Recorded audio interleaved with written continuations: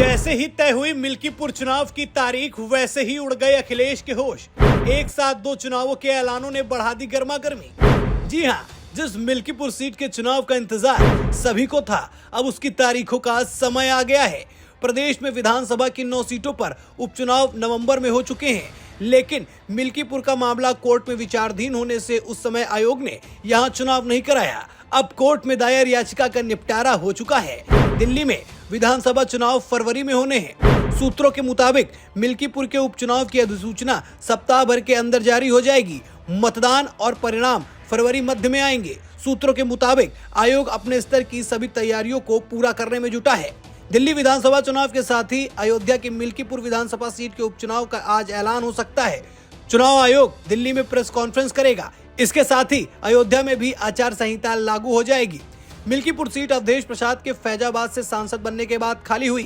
भाजपा ने 6 मंत्रियों को मिल्कीपुर उपचुनाव में उतारा है। सीएम योगी खुद मॉनिटरिंग कर रहे हैं। वहीं सपा प्रमुख अखिलेश यादव ने अयोध्या सांसद अवधेश प्रसाद के बेटे को पहले ही उम्मीदवार तय कर दिया है। भाजपा ने अब तक अपने प्रत्याशी का नाम घोषित नहीं किया है। आपको मैं पहले ये बता देता हूं कि 9 सीटों के साथ ये उपचुनाव क्यों नहीं हुआ था। दरअसल 2022 के विधानसभा चुनाव में मिल्कीपुर से भाजपा प्रत्याशी गोरखनाथ सपा प्रत्याशी अवधेश प्रसाद से 13,000 से अधिक वोटों से हार गए थे। इसके बाद भाजपा नेता ने अवधेश प्रसाद पर चुनावी प्रक्रिया में गलत हलफनामा दाखिल करने और नोटरी में नियमों का उल्लंघन करने का आरोप लगाया। हाईकोर्ट की लखनऊ बेंच में याचिका दायर कर दी, लेकिन अब भाजपा नेता बाबा गोरखनाथ ने कहा, मिल्कीपुर की जनता परेशान न हो, इसके लिए मैंने याचिका वापस ले ली है। 2024 के लोकसभा चुनाव में समाजवादी पार्टी ने अवधेश प्रसाद को अयोध्या से उतारा। अवधेश प्रसाद चुनाव जीतकर सांसद बने। इससे मिल्कीपुर सीट खाली हो गई। 15 अक्टूबर को चुनाव आयोग ने यूपी में विधानसभा की 9 सीटों पर ही उपचुनाव की तारीखों का ऐलान किया, जिसमें मिल्कीपुर सीट का नाम नहीं था। मिल्कीपुर उपचुनाव लटका तो बयानबाजी शुरू हो गई। सपा ने भाजपा पर हार के डर से चुनाव लटकाने का आरोप लगाया। जब चुनाव लटकने की वजह खोजी गई, तब पता चला कि बाबा गोरखनाथ की याचिका हाईकोर्ट में लंबित है, इसलिए मिल्कीपुर में उपचुनाव की घोषणा नहीं की गई।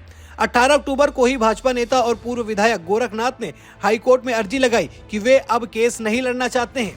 गोरखनाथ ने कहा कि सपा विधायक अवधेश प्रसाद के इस्तीफे के बाद याचिका का औचित्य समाप्त हो गया है। याचिका वापस लेने से मिल्कीपुर सीट पर उपचुनाव का रास्ता साफ हो गया है। भाजपा नेता गोरखनाथ ने चुनाव आयोग से इस सीट पर उपचुनाव कराने की मांग की। नियमों के मुताबिक कोई भी सीट खाली होने पर वहां 6 महीने के भीतर चुनाव कराना अनिवार्य है। ये मामला हाईकोर्ट में था, इसलिए चुनाव नहीं कराया जा सका। 4 दिसंबर को 6 महीने की मियाद पूरी हो गई।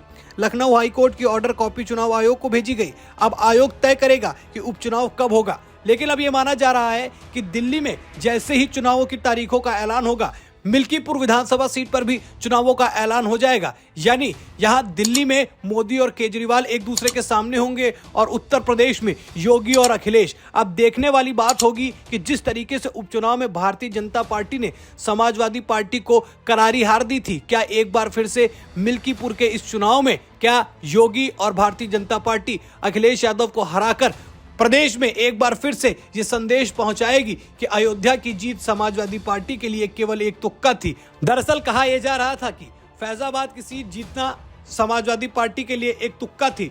अब योगी भी चाहेंगे कि अयोध्या की इस मिल्कीपुर सीट को जीतकर इस बात पर मुहर लगा दी जाए, साथ ही साथ 2024 लोकसभा चुनाव में हार का बदला भी ले लिया जाए। आपको क्या लगता है, क्या जब दिल्ली के साथ मिल्कीपुर में भी ये चुनाव संपन्न होंगे तो क्या योगी एक बार फिर से अखिलेश यादव को उपचुनाव में फिर से हराने में कामयाब होंगे या नहीं? अपनी राय हमसे कमेंट में जरूर बताएं। इस वीडियो में फिलहाल इतना ही। वीडियो को लाइक और शेयर करें। चैनल पर नए हैं तो चैनल को जरूर सब्सक्राइब करें। फिर मुलाकात करेंगे एक नई खबर के साथ। तब तक के लिए धन्यवाद।